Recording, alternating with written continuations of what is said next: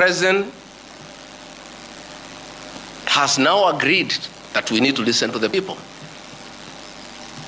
And I sympathize with my boss, President William Ruto, because this information was not available to him. I know President William Ruto. Had he known 2 months ago that the people of Kenya did not want anything to do with Finance Bill 2024, he would not have asked his parliamentary party to push it through. Yet, we have an organization paid by the public to give him and government such information. And that is where the problem is. We have a dysfunctional National Intelligence Service that has exposed the president, the government, and the people of Kenya. Had the National Intelligence Service briefed the president 2 months ago about how the people of Kenya feel about the Finance Bill 2024, so many Kenyans would not have died.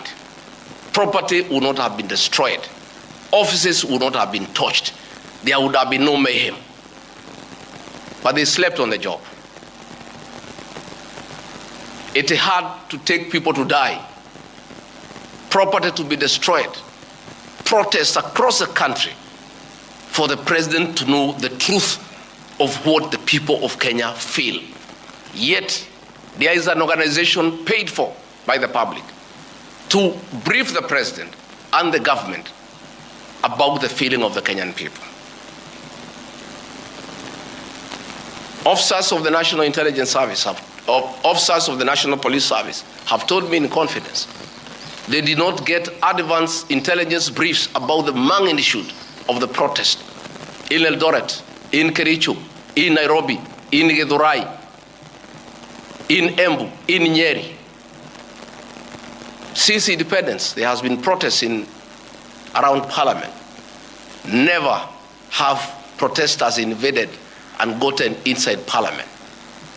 Senior officers have told me in confidence they did not have an advance intelligence brief about the intensity of the protest so that they prepare in advance.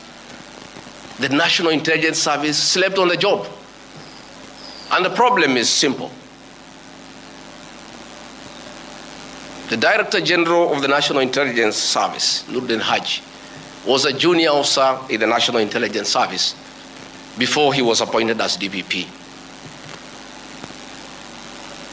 When he was appointed to the office of the Director General, because of inferiority complex, he chased away all the people who were senior to him when he was in the service, therefore crippling the capacity of that service and making it dysfunctional.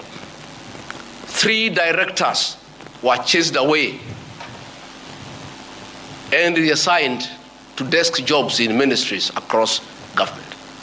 13 assistant directors, men and women with proven track record of intelligence collection and analysis, were removed from the National Intelligence Service, leaving a shell under a clueless Director General who has no capacity to run the organization. And that is why the security sector was caught off guard by the intensity, the anger of the Kenyan people, the agitation of the Kenyan people, the resilience of the Kenyan people. Had Nuruddin Haji done his job, we will not be where we are today. He has no capacity. He is out of the country most of the time on business trips. The country is on its own. My boss, President William Ruto, is exposed. That he has to back down and admit that he has hurt the people of Kenya. Yet this matter has been in public domain for the last 2 months. I want to say that Nuruddin Haji must take responsibility for the deaths that occurred. He must take responsibility for the mayhem. He must take responsibility for failing President William Ruto. He must take responsibility for failing the government of the Republic of Kenya. He must take responsibility for failing the Kenyan nation by not doing his job and advising correctly. And he must do the honorable thing, not just take responsibility, but resign from that office. and allow the president to pick a competent director general.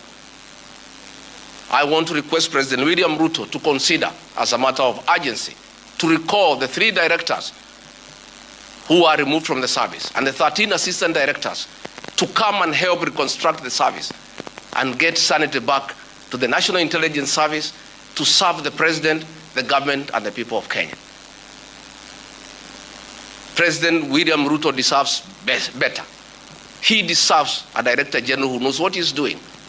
He deserves a National Intelligence Service that is effective and that can analyze situations and keep him and the government informed on what is going on.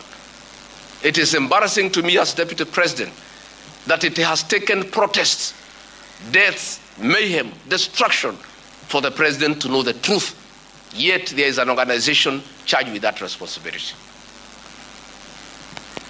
I have publicly stated that under this administration, Kenyans are free to criticize the government without fear of reprisal, and state agencies, security agencies, not to be tempted to use the criminal justice system to manage politics.